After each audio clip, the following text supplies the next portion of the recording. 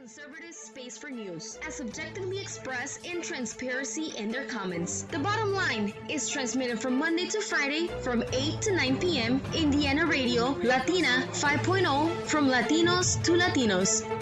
The Bottom Line with the Gordials is sponsored by El Sueño Americano newspaper, best newspaper in analysis in the state of Illinois. With over 20,000 copies in each edition, El Sueño Americano is available in all versions: El Sueño Americano Lake County, El Sueño Americano Pilsen, El Sueño Americano Southeast, El Sueño Americano Aurora, and sooner in many more regions. El Sueño Americano, the other side of news, the best analysis in regional, state, and national politics. El Sueño Americano is your alternative information in championnews.net, the conservative voice for Illinois news and commentary on education, pensions, and politics. Yes, I'm a Vietnam veteran. A Vietnam veteran with the U.S. Army. And talk to me, Benghazi's been something I've talked about often. I'm really disappointed that there are some Democrats that just don't get it. They don't understand the damage that Hillary has done in terms of her public relations, the way she's been addressing or not addressing, failing to address the Benghazi issue. What's your thought on that whole mess there? Well, what happens is I can only talk from my experience. That what I used to do is I served in the Marine Corps in a special unit that used to live in the peasant villages 24 hours a day, 7 days a week, and sometimes, we would have 8 men, 8 Americans, living in the village, and sometimes as few as 4 based on combat conditions. And one of the things that we always understood is you never left a man behind. And to me, what President Obama did and Hillary did was totally disgraceful. For one thing is you always prepare in advance. Attacks can come at any time. In my case, attacks did come at any time, even during the daytime or nighttime. And you were constantly ready. You also had what they call a reactionary force ready. You had either artillery, jet planes, helicopter gunships, and this was just my unit.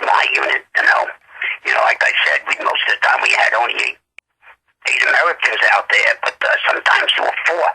And when you only had 4, you still stayed out there. And the village had at least 2,000 homes in it. So, you're talking that, the exposure, the constant threat. And in the case of the Benghazi situation, these people were informed about terrorists, possible terrorist attack, and yet Hillary and President Obama, for political reasons, as far as my interpretation it is, Obama got the 3 o'clock in the morning phone call, and instead of answering the 3 o'clock in the morning phone call, he had his extra couple of hours sleep to do his campaign, in Las Vegas. Right. A lot of people are just, even, I don't have any military background. I am a U.S. history major. I've taught the subject of U.S. history. I believe in the founding fathers. I love being an American. I'm a sports athlete. I lettered in 4 sports in high school, and I was all about the team. I was always a team player, and we always backed up the team. And if we had a softball game here in Chicago, we'd play 16-inch softball. And if somebody shoved somebody or covered the plate too hard and they went down, the whole bench emptied out because you had to back up your players. And it was always like, that was it, loyalty to the team. So I get what you're saying. I totally understand that. So personally, when I heard about Benghazi, I don't want any wars, but if I'm in there to win, and I'm in there to protect every American that I go in there with. I really think that what Barack Obama did and what Hillary Clinton covered up really sort of messed with the psyche of the American military personnel. Like, if we really believe, I mean, and those of us who are non-military, we know the importance of loyalty and watching one's back and saving Americans. And it was almost if overnight what they allowed in Benghazi, I think that works on your brain. Like, if you're out there and in service and defending this country, I don't know that every soldier out there thinks that under this administration, this horrible commander-in-chief, and I don't even believe we can call him that they're going to be okay out there. See, that like you hit the nail on the head, commander-in-chief. Okay, to me, he's far from a commander-in-chief. It's all politics to him. And Hillary's no different. There's a lot of talk that she's going to run for president. And, during that one, debate that they had with the 3 o'clock in the morning, conversation took place. Who's going to be ready to take that phone call? Neither one of them took the phone call. They hid from the phone call. They knew what was going to happen before that phone call even came, and they never protected those Americans. It was a total disgrace. And, it's not just the American military, but it's also, the people that, serve for the ambassador services. President Obama is appointing, political, campaigners and everything else, his ambassadorships. And these people are not even trained. How are they going to be able to run, a country's ambassadorship? They don't have the experience, especially now. The Marine Corps is the military that protects the different embassies around the United States. And to tell you the truth, the thing that happened in Iran now, years ago, and now the Libya, thing. That's how could these troops, even the office workers, the private citizens that work, who punch the computer keys for that ambassadorship, how are they going to trust, their backs? Yeah, exactly. You've now made them feel that they're going to go as ambassadors to the United States with zero protection. It didn't matter that they were in a U.S. embassy household. It didn't matter that they were Americans. It didn't even matter that there was American military personnel armed near them. It didn't matter because it was my understanding that the military that was right there ready to respond was told to stand down. They were told not to react. Now there's information that was, I'm sure there's a lot more information that's going to come out, and thank God Congressman Heiser and Trey Gowdy, along with a number of the others, are still pushing Benghazi, along with the other scandals. But, in the case of,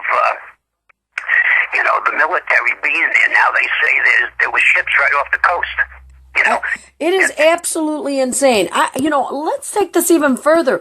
Were all of these people who attacked, who were involved in Benghazi, who attacked? I can't understand how this government wants me to think that these people did this and that they were afraid of the military might. I'm getting the feeling that these attackers, these groups, and there were hundreds of them who did this, really felt confident. They were very confident that nothing was going to happen to them. And I'm really worried that around the globe there are countries of terrorists who are not afraid of America when they have somebody like Obama and Clinton involved at the highest level in America telling our military to stand down. It just seems to me that there was more to this. It wasn't just telling our military to stand down. It was almost as if though this was like a pre-planned attack. And you had said earlier there is some truths to some advance warnings. Yes. What happens is they got the warnings, that Ambassador Stevens, he shouldn't go to Benghazi, but at the same time, the attacks in Benghazi of the Red Cross as well as the British, an embassy, but their compound, they were attacked as well. But as also the American compound in Benghazi was attacked. The wall, part of the wall, was blown up by a bomb. So you couldn't. As far as intelligence, even common sense would tell you that you have to prepare for a normal attack. But September 11th, they should have been totally prepared. As you mentioned, these groups around the world. I says not only the groups around the world, but look, Iran, North Korea, China, Russia. We're laughing stocks to them. They know them. Absolutely, absolutely. I feel like we got a boy in the White House that's trying to do a man's job. There's just no backbone. And we need a president who's going to step in there and put his pants on and deal with this stuff head on. I mean, we need somebody who understands foreign affairs to go into the position of Secretary of State. And a lot of these countries do not accept women in those types of positions because women just don't have the same kind of respect. So there's almost this right from the get-go that a woman in America goes to a country where women are subservient to men or submissive to men. It's kind of hard to sit there for some of these guys in these other nations and take her seriously. They almost feel like, well, they're sending this woman out. I mean, and I'm not at all sexist at all, and I'm the first one to tell you a woman can do anything a man can do. But I'm saying, given the nature of the culture of this kind of government, it seems to me that we should put our best foot forward and let them know that we mean business. Well, see, one of the things I'm upset about also is, that you're talking about the women's situation, the war on women. Every opportunity you hear that, you hear the Democrats going crazy with that, using that as a rallying pole, a rallying flag. But look at what's happening in Afghanistan. We've been there over a decade. And you would figure, the United States would have a little say in maybe the politics. Not, they can't, demand things, but the people, once the United States pulls out, and it definitely looks like, that's Obama's promise, and he promised that even, when the campaign was going on, that he'd pull everybody out. Look at the women of Afghanistan are going to fall back. Yeah. Yeah. Oh, yeah. We have pictures of women who, for whatever reason, were either mutilated or beheaded or executed. I mean, we talk about, we don't address the human rights violations or the war on women in other nations that we should be not funding, that we give millions and millions of dollars while our people over here are struggling to keep their own houses, to find work. We're out there handing out monopoly money. Yes. It's a total disgrace, and even the Prime Minister of Afghanistan is taking Obama for a laughing stock. He's telling Obama exactly what he wants to do. Sure, it's his country, but the man has no respect for President Obama. You know what? No, I don't think any of the national leaders do. I think he thinks he's doing honestly, I just think he hates America. He has to hate America because, one, he's made us look weak in the eyes of everybody else around the world. And two, he doesn't care about what he's doing here. So, I mean, the guy just makes no sense to me strategically in what the hell he's doing anywhere. The disgusting thing is it's going to cost more lives. You know what? Unfortunately, that's going to be true. Jack, we were talking before you got on the air today, I knew that time was going to fly. We've already been on the show now, this segment, 15 minutes, and I got to go to commercial breaks. I don't know how busy you are. I really hope you either stay on for another segment or join me at a later time. Thank you so much for everything that you've been sharing on the show so far. Okay, thank Thank you very much. I can do another segment later on. Oh, wonderful, wonderful, great. Well, stay one second. Let me just wrap things up on there, and I'll be right back with you. Online is a conservative space for news, as objectively expressed in transparency in their comments. The Bottom Line is transmitted from Monday to Friday from 8 to 9 p.m. Indiana Radio, Latina 5.0, from Latinos to Latinos.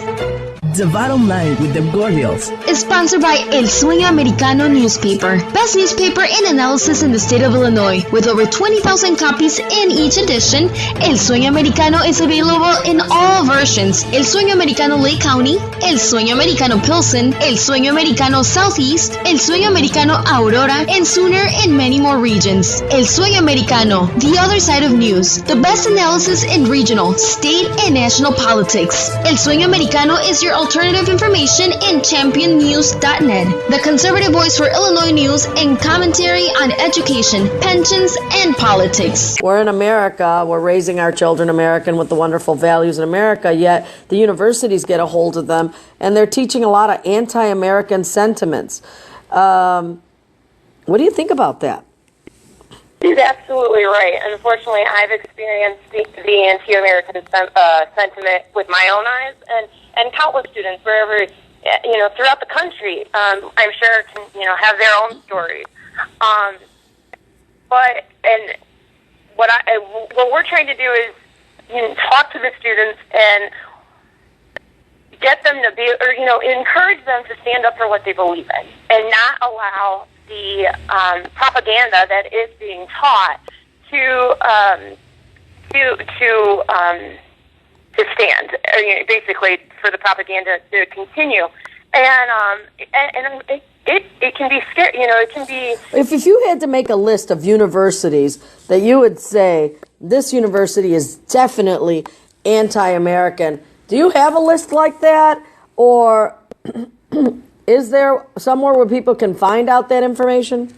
I'm sure there is online. I personally do not have a list. But you're gonna experience it at almost any college. I think really the only college that doesn't have the anti-American sentiment and that truly embodies what America is all about is Hillsdale College in Michigan. It's a smaller school in Michigan, but they teach you based on the constitutional principles. And how do you spell that name of that university? Hillsdale, Hillsdale. I believe that's how you spell it. Hillsdale College. It's in Michigan. And because Michigan, Dearborn, Michigan, Michigan is known right now as a huge target state for anti-American immigrants moving there. They have a big anti-American Muslim community in Dearborn, Michigan. Mm-hmm. Sharia law, they're trying to implement that and change the laws of America in that state. So Michigan is a problem. So it's interesting to find out that there is a Hillsdale College in Michigan. What part of Michigan? It's the southern part of Michigan. It's about 4 hours from the southwest suburbs of Chicago. And what's great, too, is even not just students can take advantage of Hillsdale College. There's what they call they have online courses. They're absolutely free, and anybody can sign up. There's 10 lectures per topic, and one's on Americanism. Another is on Western civilization. Okay, wait, because you just said something. Most of my listening audience are Hispanic families. This radio station here, God bless them, they are all Spanish radio music and political talk shows that lean conservative values are on all day long on this station here at WPJX 1500 AM. So if you're looking to donate or sponsor a radio show or station, here's where I want you to come, is to us. But I'm the only English programming that they have on the station. Of course, I'm Hispanic and I'm bilingual, but you just said that they could get a free college education? No. It's not a college education. They're online courses. They call them online courses, though that's slightly deceiving because you're not actually getting college credit.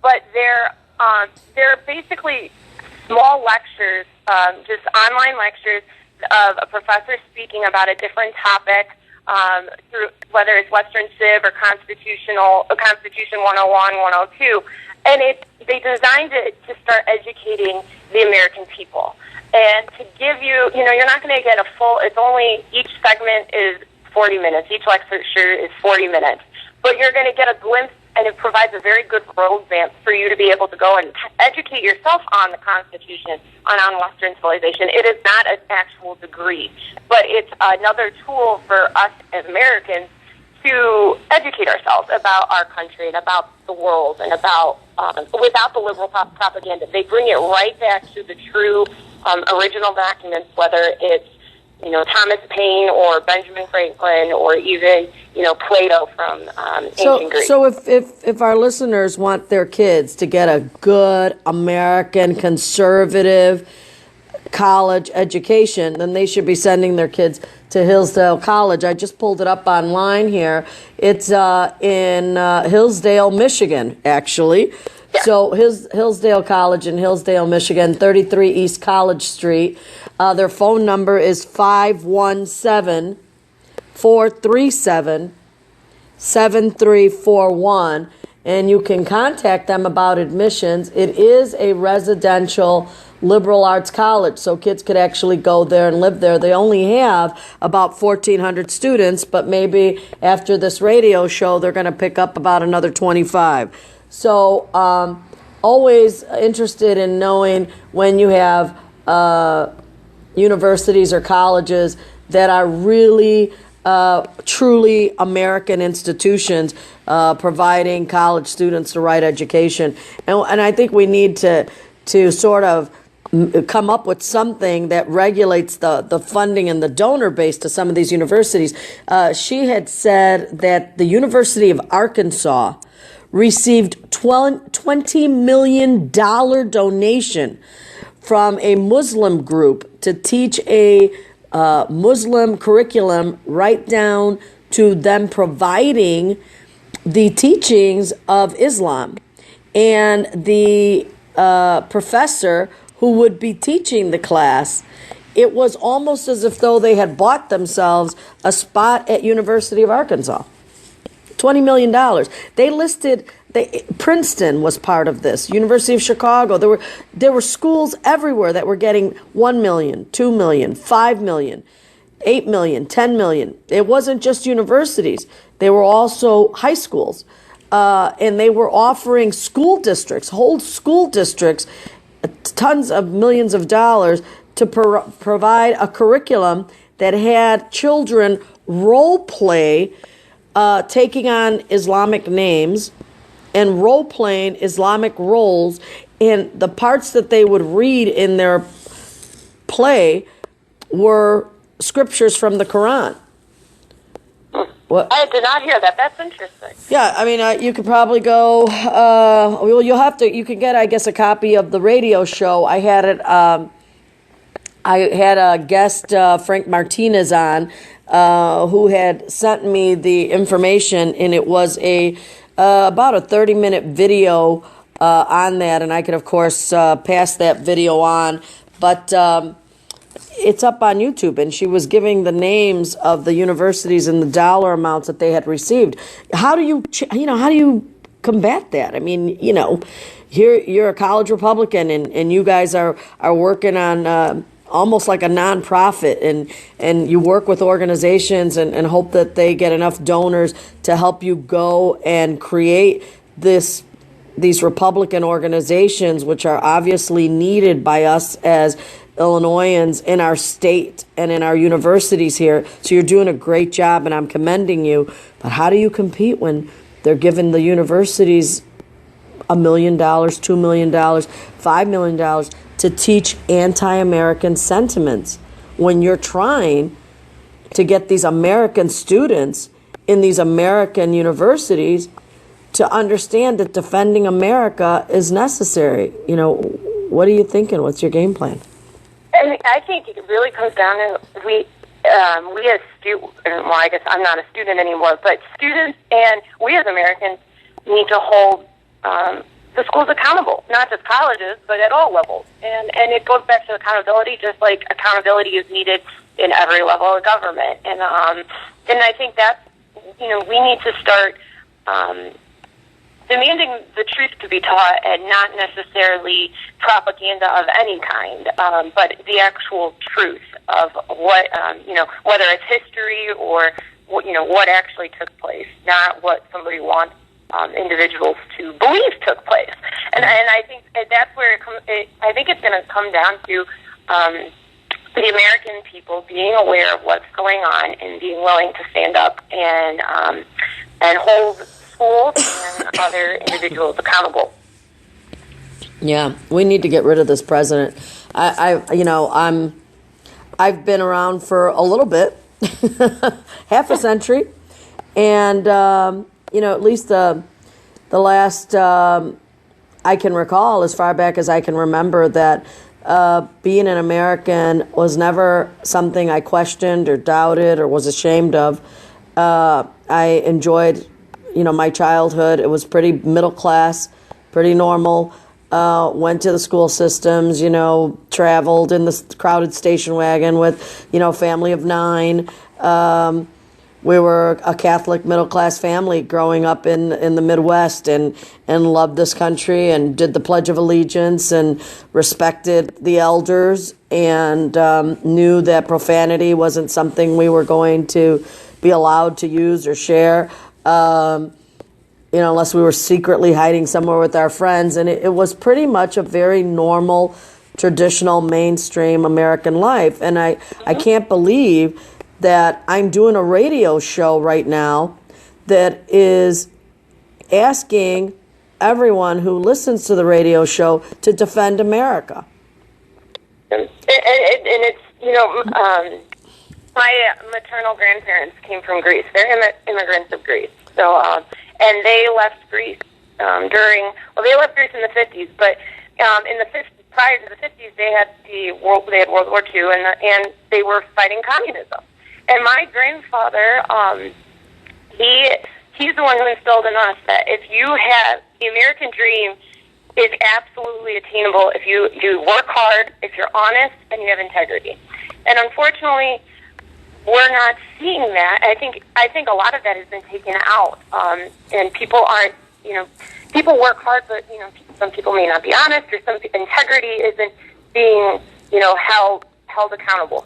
And I think with everything that's going on, we're going to start seeing that sentiment, the true American sentiment coming back. And I truly believe that maybe I'm hopefully, I'm hopeful and optimistic that there's enough Americans out there who truly do believe that this country is great. Even though the media and everybody wants us to think that this country is horrible, I believe, and I have to believe, that the majority of Americans see this country for the greatness that it is and are willing to fight to help restore it back to its greatness. Yeah, I think that there are just so many assumptions that we have here in the country that we don't take the time to make sure that things are in place to keep it the way it is. You can work really hard to attain something, and then you find out that the something isn't there for you to attain when you get there because somebody else stole it, because somebody else removed it, because somebody else made the decision that you don't get to get there. And that's the leadership. I mean, when we have really some kind of decrepit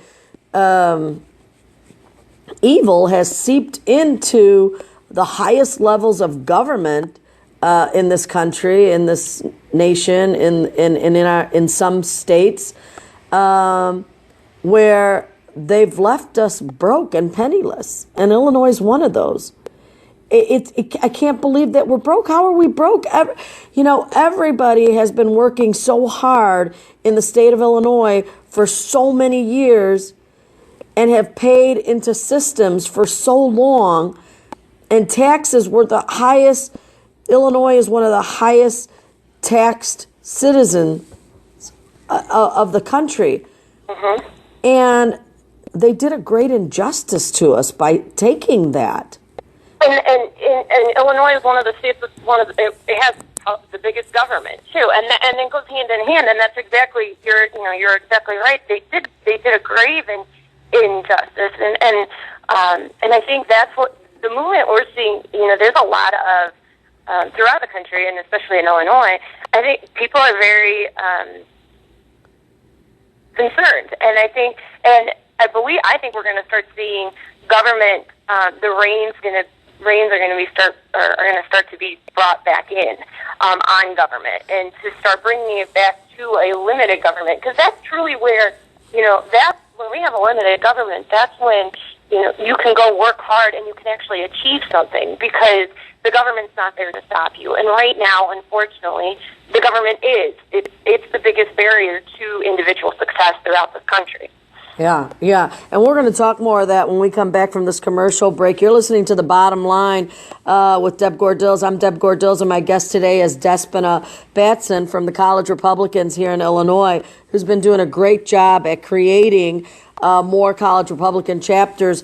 And these students are college students, the future of us here in the state of Illinois and the nation. And they're bringing values that are going to keep the American dream strong. And for the American dream, we have to make sure that the foundational principles that allow the American dream to be achieved stays in place in America, stays in place, and it's being threatened right now. We're going to talk more about that when we come back to The Bottom Line here at WPJX 1500 AM after these commercials. Line is a conservative space for news, as objectively expressed in transparency in their comments. The Bottom Line is transmitted from Monday to Friday from 8 to 9 p.m. Indiana Radio, Latina 5.0, from Latinos to Latinos. The Bottom Line with the Gordials is sponsored by El Sueño Americano newspaper, best newspaper in analysis in the state of Illinois. With over 20,000 copies in each edition, El Sueño Americano is available in all versions: El Sueño Americano Lake County, El Sueño Americano Pilsen, El Sueño Americano Southeast, El Sueño Americano Aurora, and Sooner in many more regions. El Sueño Americano, the other side of news, the best analysis in regional, state, and national politics. El Sueño Americano is your alternative information in championnews.net, the conservative voice for Illinois news and commentary on education, pensions, and politics. Hello, I'm Deb Gordills, and I am back here with The Bottom Line. As we're approaching the latter end of our show today, I was able to, while we were off the air here for a while, take in a couple of phone calls. So let me share with you, one of the callers was complaining about Obama's move to purge the military leadership as it existed before he came on board. So, he wanted to know what my thoughts were on the 9 different captains, colonels, and generals that were removed or forced to retire by Obama. I don't know why the heck he's doing this. Why is Obama taking our most experienced military leadership and removing them? You tell me, what do you think? I mean, as a person who has a team, if you have even a football team, a baseball team, you're not going to take your best and your creme de la creme and kick them off the team or move them into another area. I mean, you're going to want them to be there to lead the younger members and to use their wisdom and expertise in their area. So I do not know. So my response to the caller about the military being taken apart and picked at by the Obama administration, I don't know why he's doing it. Only weakens the United States of America. We can't afford to have this nation weakened. So that's my comment on that there have been any new developments today. I have not heard of them. That doesn't mean that they didn't happen. I did not hear that he was removing another round of our military brass and leaders. So we'll stay on that. Come back to that topic a little later. I also received a call on the process for affidavits by the Cook County Board of Elections. And so my question, because we have been talking about how the Board of Elections is a front for powerful elected officials in Illinois to stay in power and eliminate any challenge, any candidate, anybody who may try to run against them. It's the reason why Illinois elected officials run unopposed. The main reason why they run unopposed is not because people don't want to run for office, because you have almost 700 entries every time if people want to run. The reason is because the Board of Elections eliminates them. And so my question to this caller, who's an attorney who deals with election laws, who is saying that the person that the Board of Elections places to be sort of the referee between the two parties that are objecting to each other. So imagine this if you can. There's a table and a computer at the Board of Elections. At the table, there are 3 people. The guy in the middle works for the Board of Elections. And the guy in the middle is sitting in front of the computer that is the voter registration database for the state of Illinois. And the guy in the middle then asks the objector, the people who are complaining, what is your charge? What is your allegation? And that person on the left says, we say that this signature is not a genuine signature of the signer, and it's not legible to even make that decision. And so that signature should not be valid and should not count as a valid signature laid out by the Election Code of Illinois. And so the person in the middle that's hired by the Board of Elections says, well, let's see if we can find it in this machine. And they try, and they try, and they try to look for it. And they can't find it in the machine because they can't even read it. And so they turn to the candidate, the person, the referee in the middle turns to the candidate and says, we can't find the signature. We can't read it. And we don't even know if it exists. It's not in the system. And that candidate says, well, it should still count for me as a valid signature. And what the hearing officer is saying in response is, yes, we agree with you. Now think of how crazy that is. It's not in the system. So there's no proof. So then why even have the system? Then you know what? Make up 500 signatures that can't be read. Scribble 500 signatures and turn them in to run for office in Illinois. Because the guy in the middle looking at the computer who can't find it in the computer is saying, I agree that they're all scribbled. I agree that they can't be read. I agree that they're not in the system, but we're going to let it ride anyway in favor of the elected Democrat incumbent so they can get on the ballot and run, which would be fine if they were doing it for everybody else, but they're knocking off another 600 people. So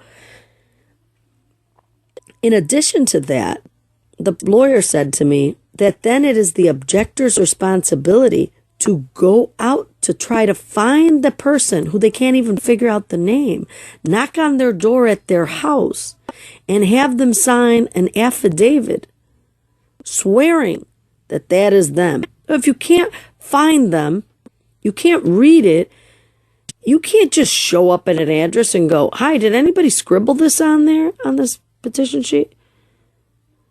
And if they all say no, you lose anyway. If they say, yeah, you lose. I don't know. What a waste of money. And so I guess the lawyer was just agreeing that the Board of Elections is a waste of money. I mean, this is a joke if you can't have the voter registration database to mean anything, then why bother?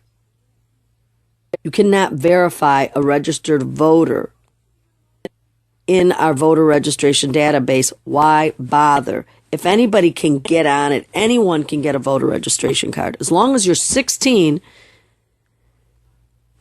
and you can drive, or 18 and you can drive, you're going to end up in that voter registration database, whether you're a citizen or not, whether you can write or not. And even if they can't figure it out and can't even read your writing, you're still on it. What does this mean on election day? On election day, what this means is that you go out there and you have all of these ballots with who knows what made-up names they are. And the board of the election judge, the Republican election judge and the Democratic judge are both friends, both working for the Democratic ward boss there, they could easily put a check mark on those and feed them all into the machine. Who the hell's going to know? They're made up people anyway. So they're never going to complain or doubt their signature. And the Board of Elections is saying, you got to go try to find them. Well, you're going to find them as an average citizen. So the Board of Elections is just a database of nothing.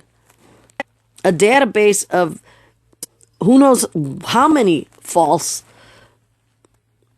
voters. It's crazy.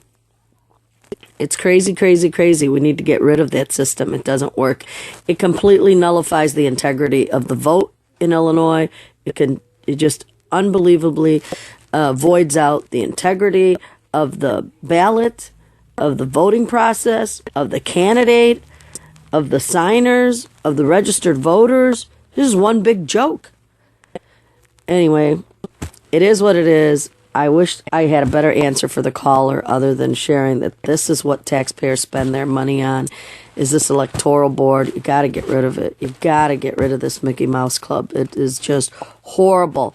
And we're moving into a big election to elect the governor of the state, and the whole way we are going to elect the governor for the state is one big joke. Because it's based on an electoral board that is in shambles, that is in a horrible state, that can't even validate a single voter registration card. This is just a terrible, terrible, terrible position that Illinois voters are in. And people need to be calling the electoral board and complaining and telling them they got to clean up their act. You know, these rulings that they're having are horrible and frustrating, and it's an injustice to the people of the state. So, another call, let me see. There was a caller asking about treason, whether or not an impeachment process can begin for President Obama. Well, I don't know why it hasn't. We did an impeachment process against Nixon for knowingly lying. And in one case, Nixon was only responsible for one lie. One lie. We have been able to prove that Obama, not just in Obamacare, has lied, but has lied in issues that affect the entire nation, the very fabric of this country. Nixon, who was impeached, lied about something that affected only him and a political party that half of America doesn't even care about. And he gets impeached. Yet we have a president who is lying about things that every American cares about, that affects the lives of every American, that endangers the very fabric and tradition of this country. And not a single proceeding has begun. Not a single proceeding has begun. And so my question is, why not? Why have we begun impeachment proceedings on a president who has obviously lied more than Nixon ever had, who was impeached, and has lied on greater things that affect every single American family, every child in America, the future of this country? I don't know. I don't know what's going on. And one response is, well, he continues to get that Latino vote. Well, Latinos, te estoy diciendo, deja de estar votando por este señor. Pretty much stop voting for this guy.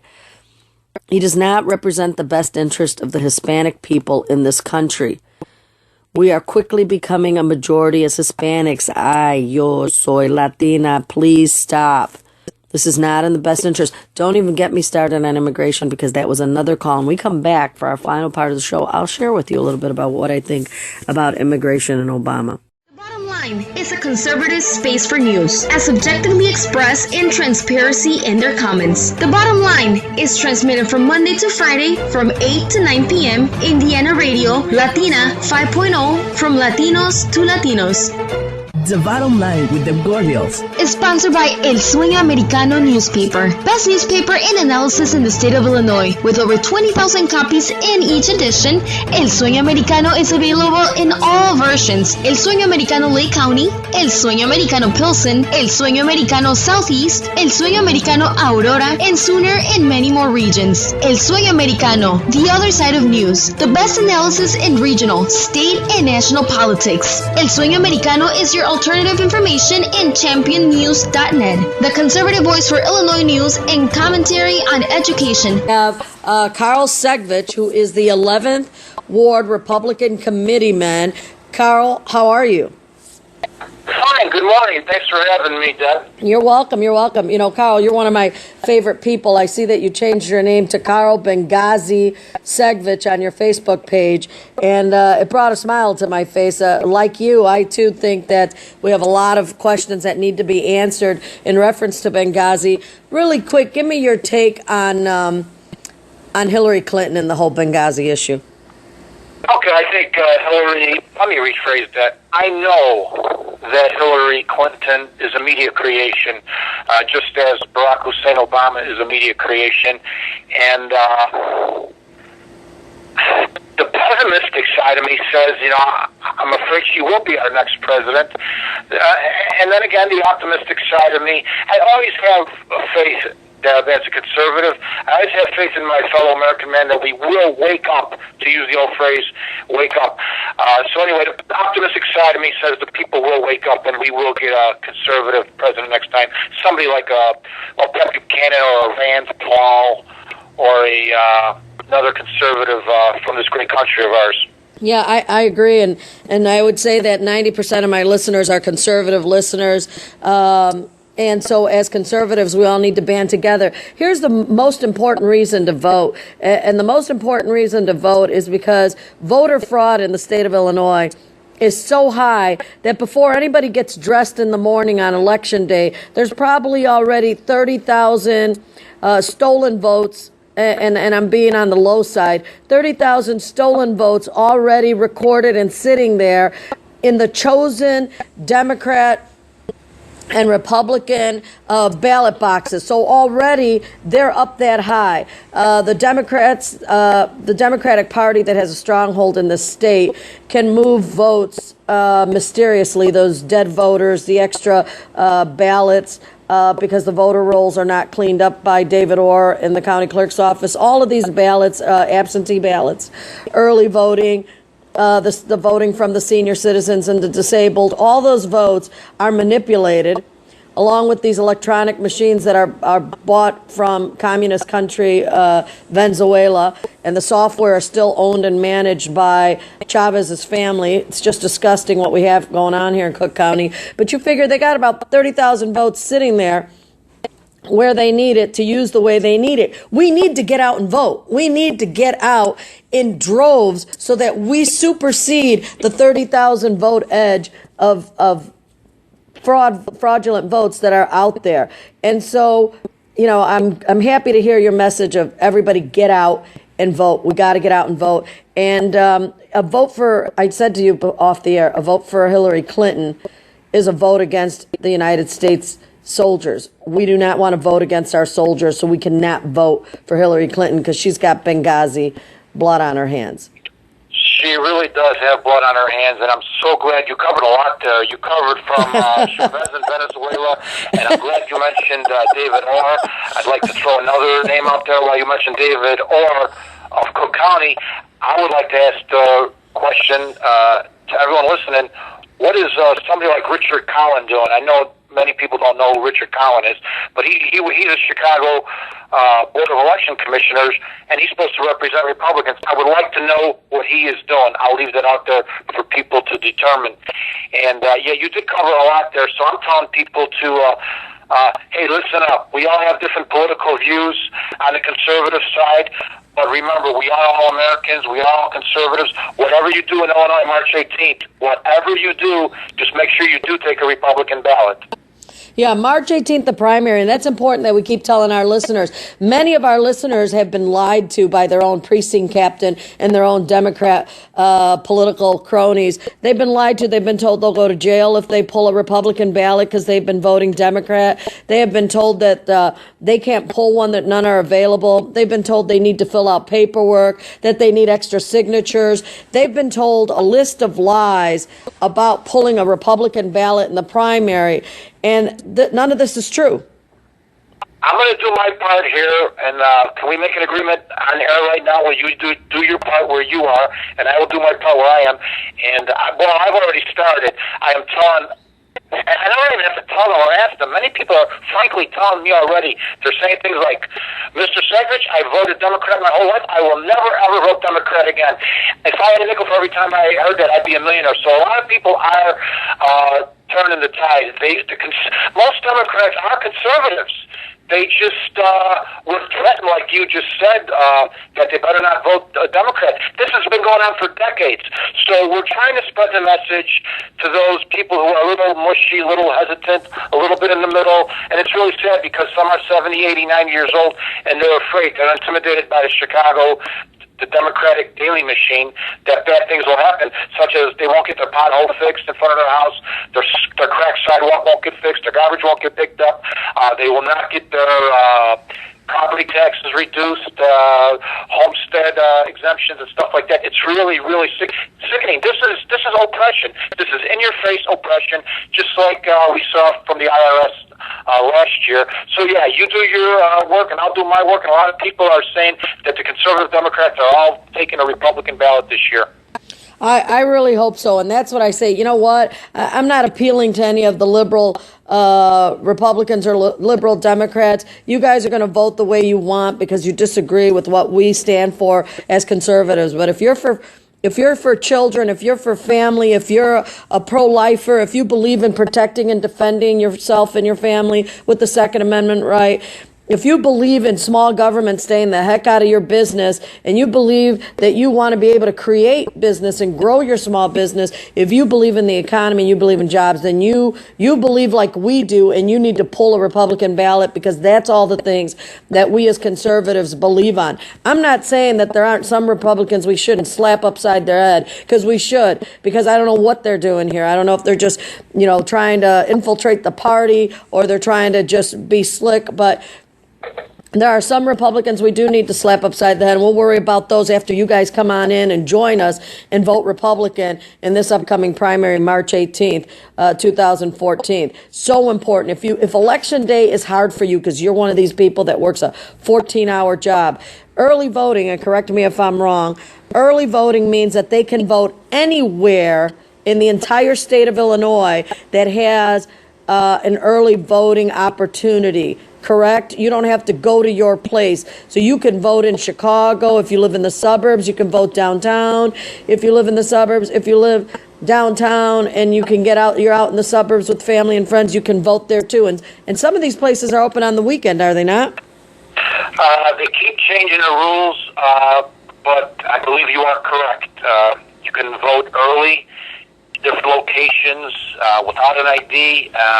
They keep changing the rules. That is, the Democrats keep changing the rules to their advantage. And to your last question, yes, you could even vote on weekends. It's open. Yeah, so this is important, especially those of you who work hard, and we know that part of our values is that we work long hours and we work hard. I even vote early voting because Tuesday I'm so busy just working on Election Day that I'm worried I can't even get to my own polling place to vote on Election Day. So all of us have a tendency to work early. Carl Segrich, you're the 11th Ward Republican Committeeman. How long have you been a Republican Committeeman in the 11th Ward? I was elected in 2008. I was re-elected in 12. So tell us a little bit about your area. What? Because you have that real Chicago accent, by the way. Yeah, I can't mask that. That's for sure. Well, I try not to mask anything, actually. I do have this thick accent, and the question was, what is it that I'm doing? I'm currently running for Cook County Commissioner in the 11th District, Cook County Board of Commissioners, and this will be my third run against John Daly, Mayor Daley's brother. He's John, I call him John Sneaky Daly because you hardly ever see him on the news. He never does press conferences, but he is a Barack Obama backer. He professes to be a Catholic Christian. His social votes are recorded all anti-Christian, anti-Catholic. That is abortion and homosexual marriage, civil unions, and so I'm taking it to him. March 18th, he's unopposed and I'm unopposed in our respective primaries. So I'll be running against John Daly in November. And like I said, it's a classic race of a liberal against a conservative, and it is also a classic race of David against Goliath. Let me ask you something there. If people want to help you out, they're in the 11th commissioner, the 11th district. I mean, the 11th ward, the Cook County commissioner for the 11th district. Where would they reach you? How can they reach out to you? You have a website, Facebook, phone number.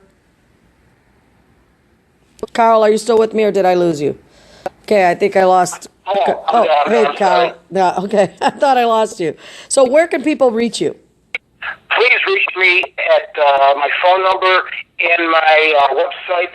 Please call me at 312-404-2275. And my website is segvich.us. So that's www.segvich.us. Okay, so, Carl, this is such a big, important race. Do you have a primary contender? I do not. I'm unopposed, thankfully.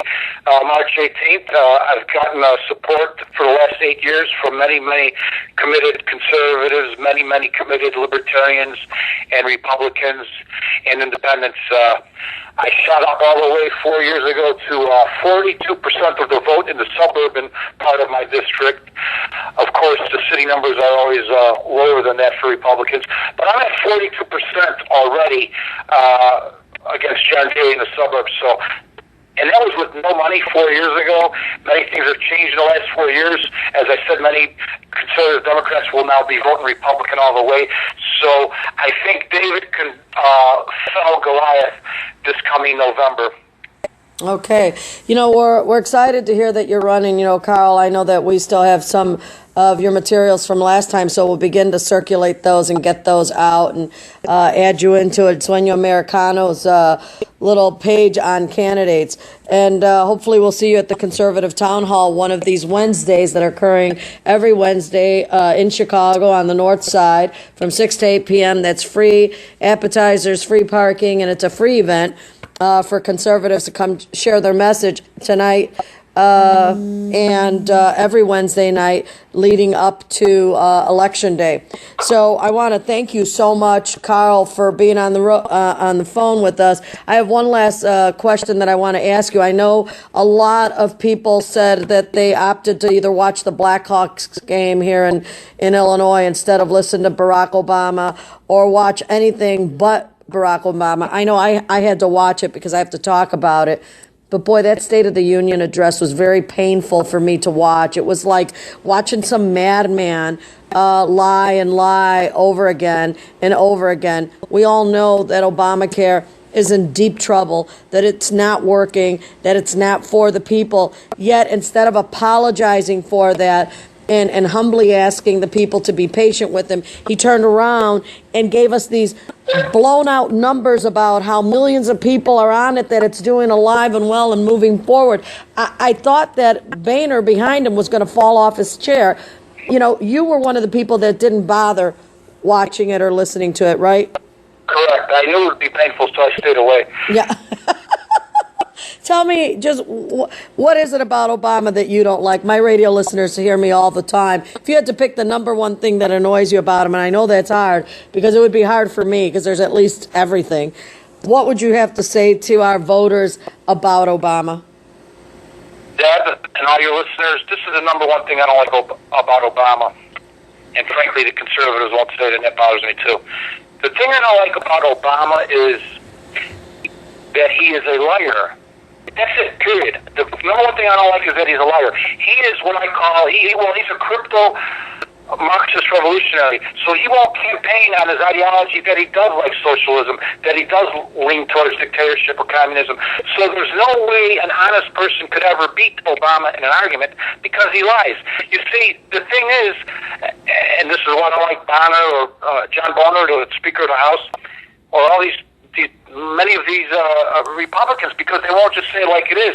You cannot beat this guy in the Democratic Party anymore by playing by the Marcus of Queensberry rules. He is an out-and-out communist. When someone makes the decisions that the Democratic Party is making on social issues and our economy, there's only two choices, Deb. One would have to be stupid, or one would have to be evil. And I don't believe these people are stupid. I don't accuse Obama of being stupid. He's an educated man. So to do this, I think they're doing it intentionally. They're doing it on purpose. It's called Cloward and Piven. You've heard of it before. I think they're destroying the United States of America on purpose. Yeah, and from the inside out, absolutely. And, they take advantage of people who don't know enough about politics and who say, I want to stay out of politics and I want to separate church and religion. I'll tell you, okay, if we're only going to unify the church and, religion and state, church and state in one way, I would say bring in gallons and gallons of holy water and spray it on these guys. They're scary. They're scary evil. They are really scary, evil. When you can stand like that and lie like that to the American public and be so casual and nonchalant, it's scary to me. They are scary evil, but that is why I'm happy and I'm proud that we have bubbly, happy, patriotic people, and we have fighters such as yourself. So never give up, Deb. Never give up. We have to fight the good fight. That's right, and we're going to leave that thought with our listening audience. We're going to go to a commercial. You've been listening to Deb Gordills and Carl Segvich. I want to thank you, Carl, for being on my show today and sharing your conversation with us. Hopefully you'll come on our show again another time, talk more about your race. Yes, I will. Cook County Commissioner, I'm running for 11th District, Carl Segvich, www.segvich.us. Thank you so much. You take care, and we'll be right back with the bottom line after these messages. Thanks. Thank you. Bottom Line is a conservative space for news, as objectively expressed in transparency in their comments. The Bottom Line is transmitted from Monday to Friday from 8 to 9 p.m. Indiana Radio, Latina 5.0, from Latinos to Latinos. The Bottom Line with the Gordials is sponsored by El Sueño Americano newspaper, best newspaper in analysis in the state of Illinois. With over 20,000 copies in each edition, El Sueño Americano is available in all versions: El Sueño Americano Lake County, El Sueño Americano Pilsen, El Sueño Americano Southeast, El Sueño Americano Aurora, and Sooner in many more regions. El Sueño Americano, the other side of news, the best analysis in regional, state, and national politics. El Sueño Americano is your alternative information in championnews.net, the conservative voice for Illinois news and commentary on education, pensions, and politics.